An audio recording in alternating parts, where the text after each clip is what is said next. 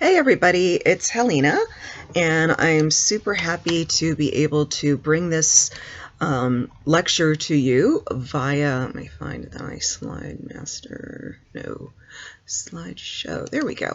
I'm very happy to be bringing this to you, this class to you via the internets.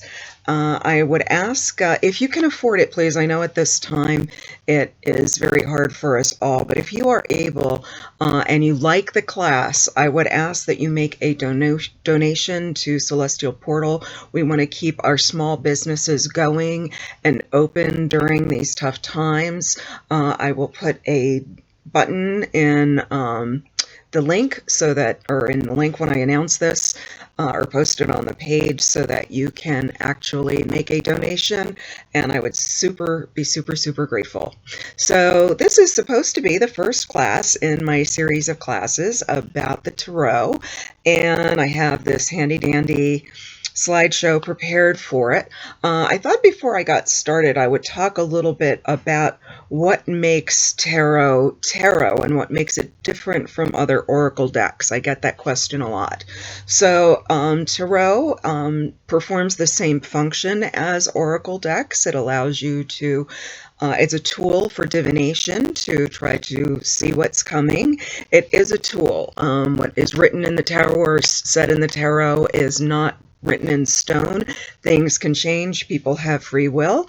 But what makes tarot is it's made up specifically. It's a specific system made up of 78 cards, 22 of which are the major arcana, and they are numbered. You know the difference. They have generally, they have Roman numerals on them from 0 to 21, sometimes Roman numerals, but from 0 to 21, and they are the major arcana or the greater secrets, and they generally represent inner reading, kind of the bigger events in a person's life. They can represent archetypes and that kind of thing. And then you have the 56 suited cards, and the 56 suited cards are made up of 4 suits that are generally swords. Generally swords are pretty much swords or some other kind of pointy thing. Staves or staves, sometimes you might see that as wands or batons. And then cups or chalices. And the 4th suit is pentacles or discs or coins, but those are generally the 4 suits, and they are the 56 cards that make up the minor arcana or lesser secrets, and those have to do more with the day-to-day activities of life. So that's what separates tarot from other types of decks that you might see, like the, this angel oracle or that angel oracle or things like that.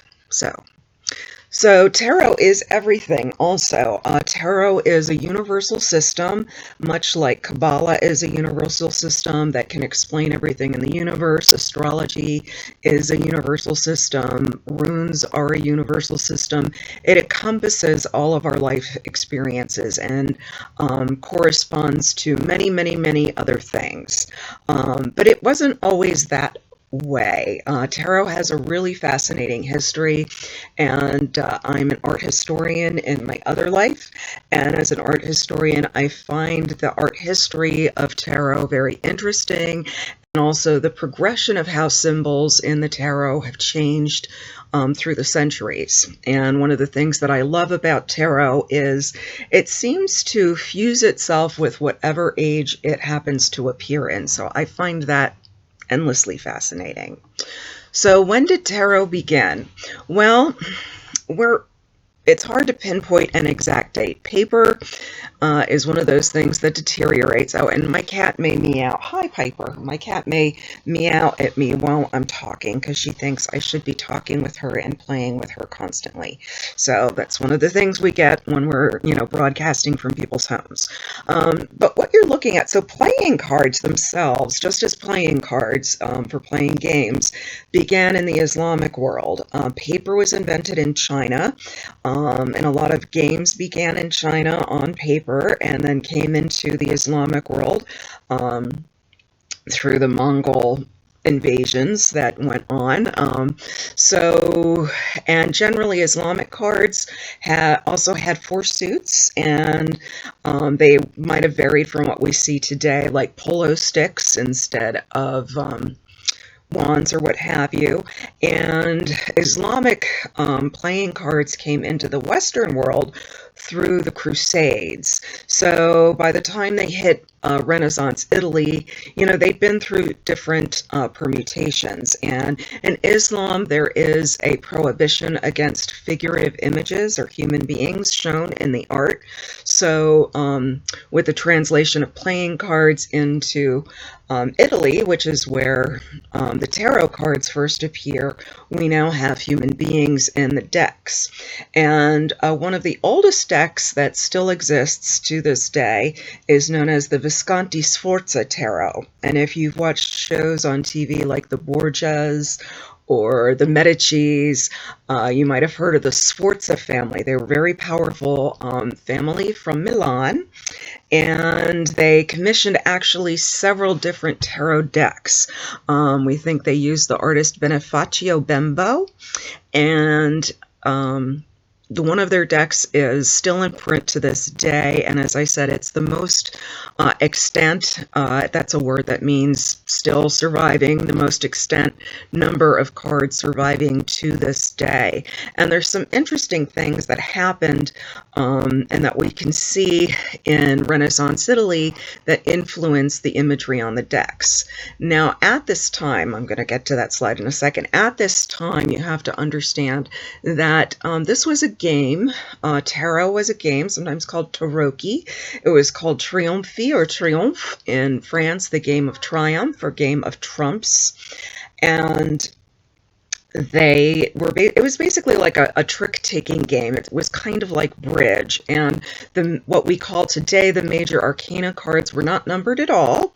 As you can see from these 2 examples here, we have the Emperor and the Empress, along with one of the swords cards, the 3 of Swords, I believe that would be, so they were not numbered. So that's a change that comes later, but I will talk a little bit about some of the progression of the images. But it was a game played by princes. So each deck, also before the printing press, so each deck was a very precious, precious thing. You're playing with little individually painted Renaissance paintings. Like, it blows my mind to think about that, but that's what they were. And they had beautiful gold leaf in the background, as you can see from these, and the imagery on them was being influenced by ideas that were coming out of the Renaissance. And Renaissance means rebirth. And in Italy, what that meant was a rediscovery of old Greco-Roman texts of philosophy, specifically Plato in a lot of cases. And what they were trying to do in the Renaissance was try to take the ideas of Plato, which were written by someone who is essentially a non-Christian, a pagan, and apply them to Christian ideas. And they're trying to make sense of this, and this is where Neoplatonism comes in. And all of the artists of that time were very interested in those things too. So you see artists like Peter Bruegel the Elder. He was very famous for painting a lot of proverbs. This is his painting of the very famous Tower of Babel, which a lot of people think influenced the Tower card in the tarot. And you see on the left Albrecht Dürer's card, or not card, but his engraving of Prudence. So they were very much also into the vices and the virtues. And so a lot of cards in the Renaissance, a lot of decks, the numbers of cards varied. Like, you might have had several different virtues in them. Today in the deck, temperance, I believe, temperance and justice, those are both considered virtues. They've survived, but things like prudence and charity and chastity might have been included in other decks. So numbers might vary from noble family to noble family. So here is an early 15th century deck that is published by Llewellyn. I'm not sure whose it is, but again, you can kind of see some of the ideas that you might see represented in the tarot. So we have first this lady here who is known as La Papessa. we'll come back to that. La Papessa, and that means the female pope. I'll talk about her in a moment. We have here death, and a lot of times the medieval idea of death is it doesn't matter if you're rich, it doesn't matter if you're poor, death comes to everybody. So you usually have like a pale rider on a horse, very medieval image, you know, casting down a king, a wealthy man. Frequently there might be a child in there or a maiden. It comes to everybody. And then finally on the far right, the idea of Judgment Day, the angels blow the horns and everybody rises bodily from their graves. Very much, you know, a medieval Catholic, Renaissance Catholic notion. So I'm going to talk about La Papessa because she's one of those cards that's really interesting. She, over time, evolved into the High Priestess. And how did she do that? So La Papessa, female pope. If we go back for a moment to our Sforza family, the Sforzas, years before, about 100 years before the Sforza Tarot was created, there was a woman named Manfreda Sforza, and she belonged to a heretical sect of nuns who believed that one day women would become popes. And so ahead of their time, they decided, hey, we're going to make Manfreda our pope. And of course, the Catholic Church did not look very kindly on this, and so Papessa Manfreda was executed for her trouble. So it may be that La Papessa came into the deck through Manfreda, through the Sforza family, and that maybe they were honoring, you know, an ancestor or a family member and acknowledging, hey, this happened, let's not let this be lost to history. We'll never know for sure. It's not written down anywhere, if that's specifically the reason. But that, we believe, is the connection. That is a historical event that actually happened. You may have heard of Pope Joan, and she's actually a myth, but Manfreda was a real woman who lived and died and was executed for becoming a female pope. So later on, we have this evolution. We have a female pope here, and she's wearing things that we will see later in other decks that are like blue and white is usually associated with the High Priestess card. And there's an interesting shift that happens in the 18th century. And I'm going to get to it by looking here. So in the, no, I'm not. I'll come back to that. Or actually, I'll come back to this. So just hold that thought, because there were lots of other decks being created and painted during this time. In Venice, we have the Minchiate deck. Minchiate deck had, I believe, anywhere as many as 96 cards, maybe 100 to it. And it usually included the entire zodiac. So you would have a card for Aries, for Taurus, for all of the signs. And it also, would often include all of the medieval virtues, and also acknowledging the Byzantine Empire, which would have been a thing during the Renaissance. You have an Eastern emperor for the emperor of the Byzantines, and you have a Western emperor for the Roman emperor, the Holy Roman Emperor. So lots and lots of cards. And by the 18th century, we have the advent of the printing press, and this democratizes everything. It democratizes literacy in that ordinary people can now buy a book and they can learn to read. Also democratizes gambling. Ordinary people can buy cards to play games. And so tarot achieves a new popularity because now it's being printed. And a lot of, here's going back to some medieval ideas. There's prudence, our medieval tree of virtues and vices, all things and concepts that might have wound up in the cards. Oh, there's La Papessa. I really should have looked at this before just like talking, so please forgive me. This is a lot like going to one of my lectures is like, though. And I just kind of go. So on the left is the Visconti Sforza Papessa, and on the right is a printed La Papessa card from later, and you can see she's wearing in both that big, hat that the Pope, the mitre that the Pope gets to wear. And again, tarot evolves with time. Where was I going with this? Printing press. Yes. So with printing, some things also start to happen. There may be printing errors is one of the reasons we think some things may have changed, which I'll talk about more specifically in just a moment. Also, it was believed that Renaissance and later printing guilds would communicate with each other through symbolic watermarks on the paper that they made. And so that was another way of different symbols getting into the tarot. Again, people weren't really writing about this.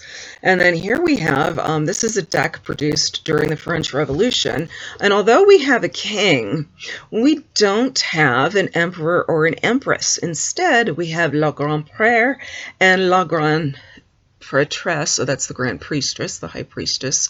But we have a La Grande Mère as well as a La Grande Père, and grandmother and grandfather, because of course what happens to emperors, you chop their heads off during the French Revolution. So this gives you an idea of how tarot evolves. And then this is the Tarot of Marseille. Marseille in the 18th century. Previous to this, most tarot decks came out of Italy. And the earlier decks that have all the either no numbering at all or different numbers are generally known as the Sforza type of tarot. During this period with printing, they become known as Marseille-style tarot. And they have all these issues with printing problems, possibly. Trying to look at this particular deck here because something interesting happens. So that looks like it could be the World. So Temperance. So we all know Temperance today as Temperance is known as one of the remaining medieval virtues, and we usually see temperance as a winged angel with, two vases or two pitchers going back and forth with water. Well, usually the medieval virtues would often be shown as seated or standing women, and it's thought that Temperance got her wings from a printer's mistake where the printer mistook the wings of a chair for the wings of an angel. Who knows? It works today. I mean, and here's the bottom line. I think this is fascinating as an art historian.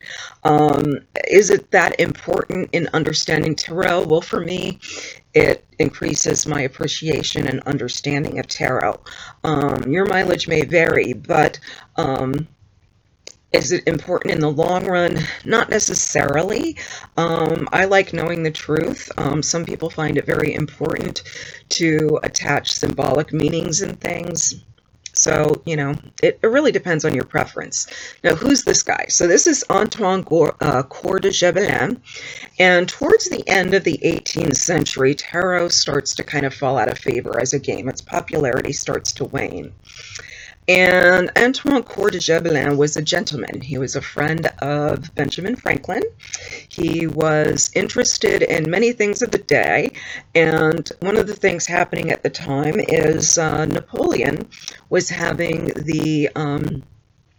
the pyramids and other things in Egypt excavated.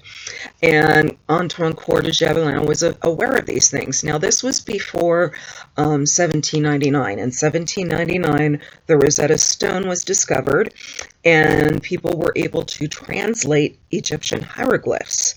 Prior to that time, they had no idea what the hieroglyphs were, and people were attributing all kinds of crazy things to them.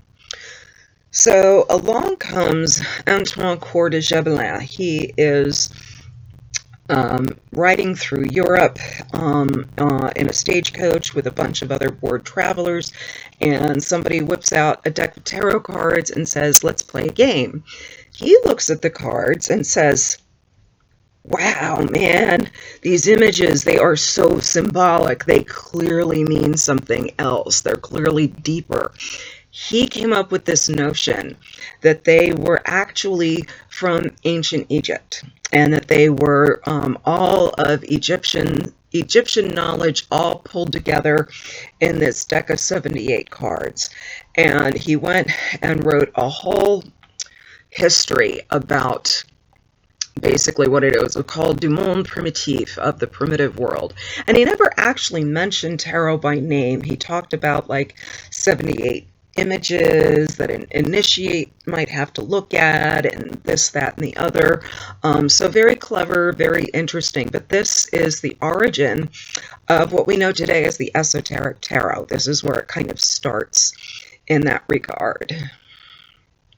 So, here are some images from his vision of the tarot, or version of the tarot, where the magician originally was Le Bateleur, and Le Bateleur was somebody like a stage magician. He would do stage tricks and things like that. The moon card looks pretty similar to what we see today, although we'll talk about that later in the class, what it is. We have over here, now, remember La Papessa, the female pope? Well, there was an Il Pepe card in the Italian decks. Coeur de Gébelin and the guys who come after him are like, ugh, that's not Egyptian. We got to change it up. We're going to make it the Hierophant. Hierophant is Greek for high priest. Well, why didn't they use the Egyptian word for high priest? They didn't know it yet. All of the terms and names that survived from ancient Egypt at that time were from the Ptolemaic era. The Ptolemies, who ruled Egypt later on, did not speak ancient Egyptian. They spoke Greek. So that's why so Egypt is actually a Greek word. That's a whole other lecture for another time. In the meantime, you can also see he turned the hanged man upside down, which is really interesting. Usually the hangman we see hanging upside down by his foot. Here he is right side up, so super interesting. So a lot of people come after Coeur de Gébelin, and whether he was right or wrong about what tarot was, he obviously lit a fire.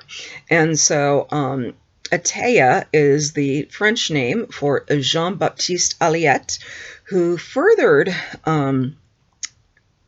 Gébelin's ideas about the tarot, and he too went on to create his own deck. I'm looking at this one. I'm trying to remember. There was one guy, can't remember if it was him or, yeah, it was him. He decides, okay, everybody's wrong. The tarot should be numbered from 0 through 77. He gives all the cards a number. And then people who came after him were like, no, that's not right. They took out the numbers. So, whatever. Eliphas Levi comes along, one of the greatest magicians of his time. He's more 19th century. His real name was Alphonse Louis Constant, and he is the first person you might have heard in some of your travels that tarot is connected with Kabbalah. And Eliphas Levi is the gentleman who made the connection between the 22 letters of the Hebrew alphabet and the 22 cards as we came, printing standardized things. So with printing, we now are down to 22 major arcana cards for short, standardized. So he makes a connection between the Hebrew letters and the 22 cards, and he tries to plot out the letters for each card. And then Kabbalists come after him and say, there's 22 paths on the Kabbalah. What's the Kabbalah? We'll talk about it later. But basically, it's another universal system, essentially. But what begins to happen is people start to make all these magical connections and come up with a framework for teaching occult ideas. And Tarot just kind of neatly wraps it up all together. And here you can see, this is from Eliphas Levi's designs, and then another gentleman who went by the stage name of Papou wrote a book called Le Tarot Divinatoire, and he too had some ideas about the tarot being Egyptian, and as you can see from the imagery, they're definitely going for that. And then Paul Christian, The History and Practice of Magic, comes along, and he studies a little bit more deeply about what the origins of tarot might be, and he further links Kabbalah and numerology and all of these things together. Oh, and there's Papou, Girardin Cosse, that was his real name. So now we move on to Papou, who writes the Tarot of the Bohemians. Well, why was it called the Tarot of the Bohemians?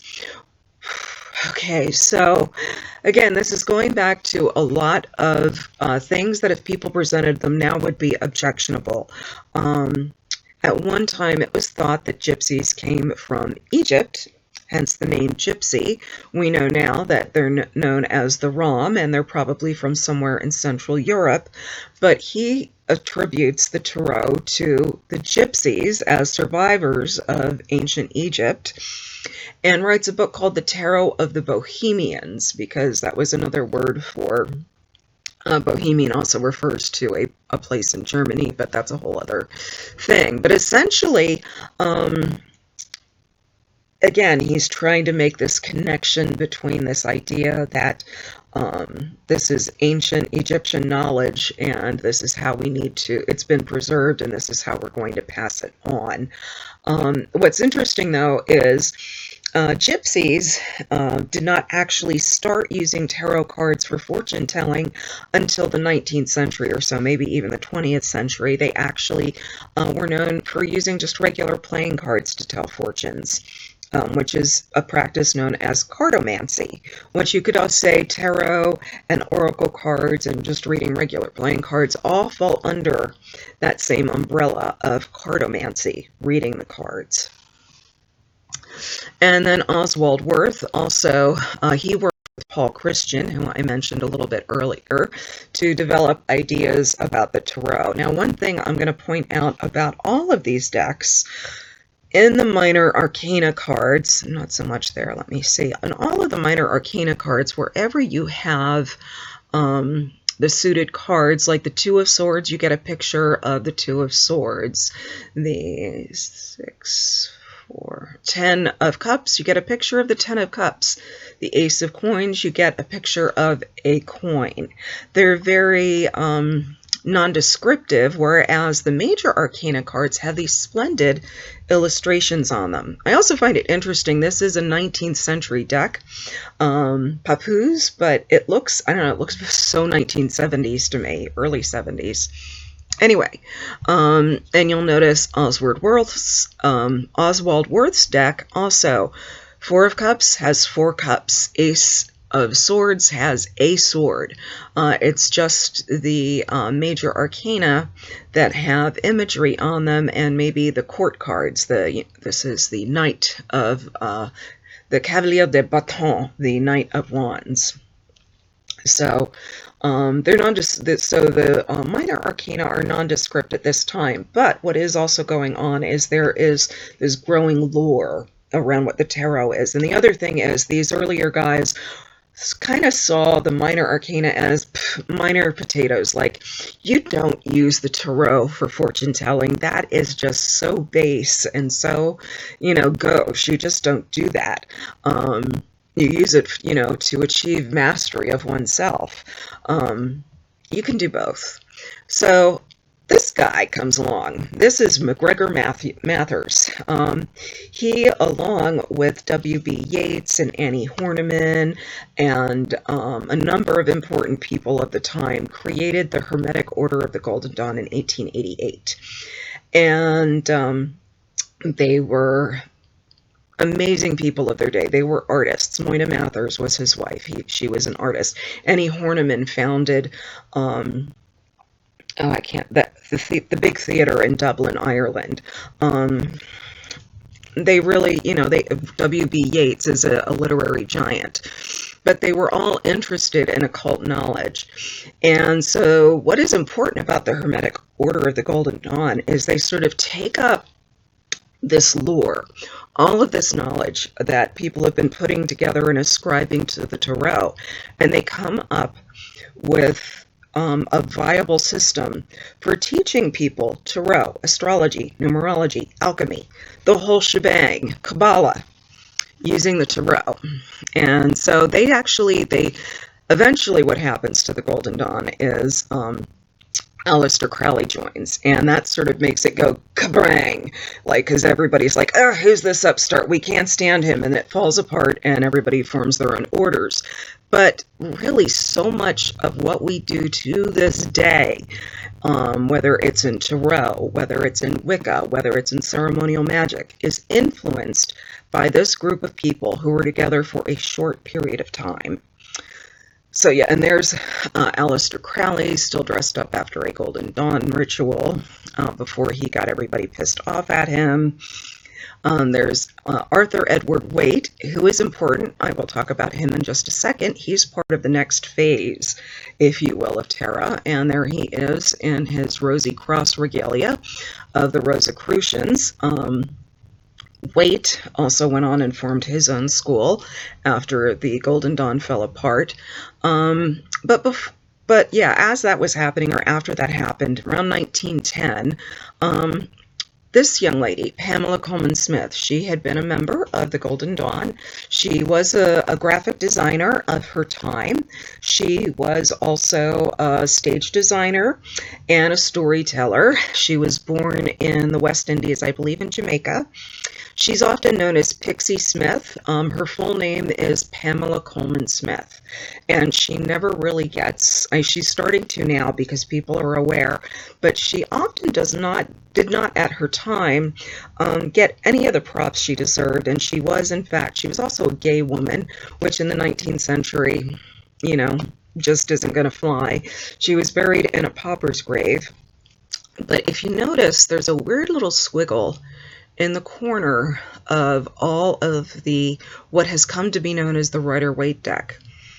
And that little squiggle is her signature. That little squiggle is PCS, Pamela Colman Smith. So when you hear me talk about this particular deck, I often call it the Smith-Waite deck rather than Rider-Waite. Who is Rider? Everybody's like, who the heck's Rider? Rider was the publisher. Can you imagine? I'm sure they don't even exist anymore. So, but it stuck. So the thing that Pixie did with A.E. Waite that was revolutionary, and that brings us into kind of our next phase of tarot, is for cards like the Two of Swords and the Ten of Cups and the Four of Wands, instead of having a picture of two swords or four wands or 10 cups, she gives us a beautiful evocative image that makes us go, huh, and gives you an idea into the meaning of the card. And it also can be a very good, useful tool for divination too, which we'll talk about when we start getting into the meanings of the cards. So she's amazing. I love her. Whether or not you love this deck, it's really important to know this because she revolutionized tarot. She doesn't get enough props. And we got to remember Pixie, man. We got to remember her. So we will hear a lot more about her and her designs in the weeks to come. So in any case, ta-da! 1910 is when this deck is published. And then Paul Foster Case, not too terribly long after, he had been part of the he had been part of the Golden Dawn. He broke off and founded his own group, the Builders of the Adytum. And what's very interesting, look at well, if you've got a deck of cards, pull them out and look, because he and his artist did a lot of things that were like suspiciously similar to the Smith-Waite deck, and I guess copyright laws must have been different in those days. What's interesting about the Builders of the Adytum is that they basically created, he brought tarot to the United States. He moved to San Rafael, California, and the Builders of the Adytum exist to this day. You can go to their website. It's BOTA.org, and you can go there to this day, and they basically have Well, blank cards, not blank, but you can order cards like these without colors in them, and you can color them in yourself. And I found that that was a great tool for learning how to remember things about the tarot. I'm a very visual learner, so, and it gives you instructions and everything too. The only thing I will tell you, their minor arcana cards are back to the Marseille style of tarot. They are, if you've got the Two of Swords, you got 2 swords on the cards. If it's the 3 of Swords, you got 3 swords. So I just ordered the major arcana. You can order them the whole thing or just order a major arcana set. And I ordered just a major arcana set. So that was one of the ways in which I taught myself tarot back in the day. So it's very useful for that. And he was a good, he did his thing, and he did his part by really bringing tarot to America. So another deck that a lot of people know about is what's known as the Book of Thoth Tarot. Who is Thoth, or Thoth, depending on how you want to pronounce it? Thoth is the Egyptian scribe god. He's also the god of wisdom. In esoteric Hermetic lore, he is often associated with Mercury or Hermes. And he's like the magician's god for all, I guess, for a lot of people. But anyway, Aleister Crowley's deck came about because of, interesting, so here we have, oh yeah, going back, he had an artist, a woman artist as well. Her name was Jessamine something something. I think because I have it embedded it in my mind because her images are so much like Pixies that I tend to not remember, but you can look it up if you want to know. But here's a guy and a female creator. Another guy and a female creator. So this is Lady Freda Harris. This deck was produced at around the time of the Smith-Waite deck. However, 2 world wars ensued, and Crowley had died, and it didn't get published actually until 1944. And essentially Crowley was kind of going about his business. I don't know that he was actually going to even create a deck, but Lady Freda Harris was like, please, please, please, please teach me magic and I'll make a deck, and da-da-da. So that's what happened. So what's interesting about the Crowley deck, and it's useful, I don't think what you will about Crowley. He did do some really interesting, useful things. He made a really good contribution to esoteric lore. And if you want to debate this with me sometime, you're more than welcome. But for now, what you need to know is what's interesting about his deck is he did several things. So you'll notice on the Fool, there's a Hebrew letter. So he put the Hebrew letter that had been assigned to it. He also might have put, okay, the astrological assignment. So with Devil, we've got Capricorn, probably something with Saturn in there too that I can't immediately see. So he would include the astrological assignation to the card. And then in the minor arcana cards, they often have other names on them. The aces don't, but they often will have names on them like Lord of Sorrow or Lord of Failure or Lord of Success. That gives you a hint into the meaning of the card, and then B, the images are based on sacred geometry. Lady Freda Harris really studied very intensely sacred geometry and sacred colors so that she could put together this deck. And it's really ahead of its time. This is before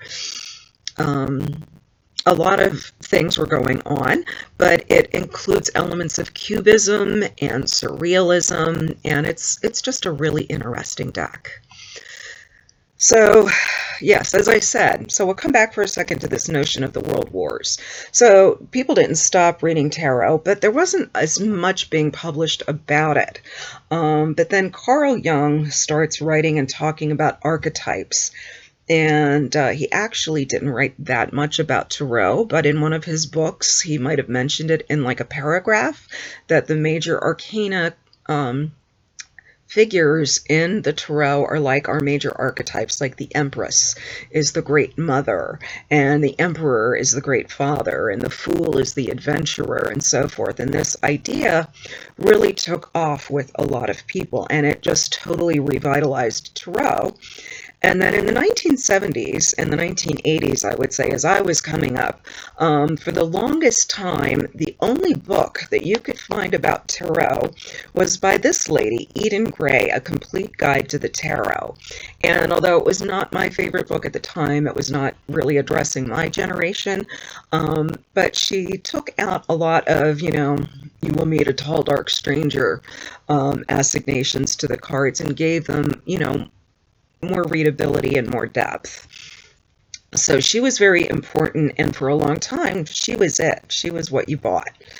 And then with the multicultural explosion that starts happening and feminism and things, all these incredible decks start coming out. So the Zoltan Tarot by Paul, I don't remember, but you could look it up. Paul Ballin, I want to say. Anyway, the Zoltan Tarot deck is pretty amazing because it takes its influence from the Mayan culture and the Mayan calendar, and when you lay the cards out just right, it kind of looks like a Mayan calendar. That was around 1970. And then we have feminism in the 1970s. I think it's 1977 or 78. I actually found the book around, I don't know, it was very early, like 1984, early for me, the Mother Peace Tarot. And this was a completely feminist, multicultural deck designed by two women, Vicky Noble and Karen Vogel. And it includes people of every conceivable color, women in mastery in, many of the images. This was actually the first deck that I really learned how to read tarot on. I don't recommend starting with this deck because it kind of gives a bad rap to the male-oriented cards like men are evil and we should eat them. If you want to be more balanced, this may not be the deck for you. But it's still a really cool, beautiful, vibrant deck. So then tarot explodes in other ways in other places. So we have Nikki de St. Paul's Tarot Garden in Tuscany, which is basically a garden you can visit to this day in Tuscany. I think she did this, I want to say, in the 90s. And it's really cool. Like, this is her Empress. These are huge. She actually lived in the Empress while the garden was being built. So I just think it's incredible. And you can also, if you Google her, it will take you to her website, and you can take like a virtual tour if you can't get to Tuscany of her tarot garden. Oh, and there's, oh wait, I do have some. So there's the Empress. I guess it says she still lives inside. I don't know if that's true, but I imagine that these giant breasts are windows. So incredible. The Lovers and the Fool.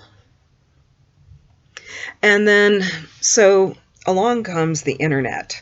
Around the 1990s, and there's all these listservs. Those of you who've been around for a while remember the listservs, and there were tarot listservs, and so that started a regeneration of tarot yet again. And what you're looking at is the Manini Tarot, which was a deck that came out of the listserv, one of the tarot listservs, where they created their own deck with many different artists contributing to the creation of the deck. And so you get lots of artistic styles, but it's really cool. And it's called the Manini deck because Manini means many hands. So the idea of many hands going in to create this deck.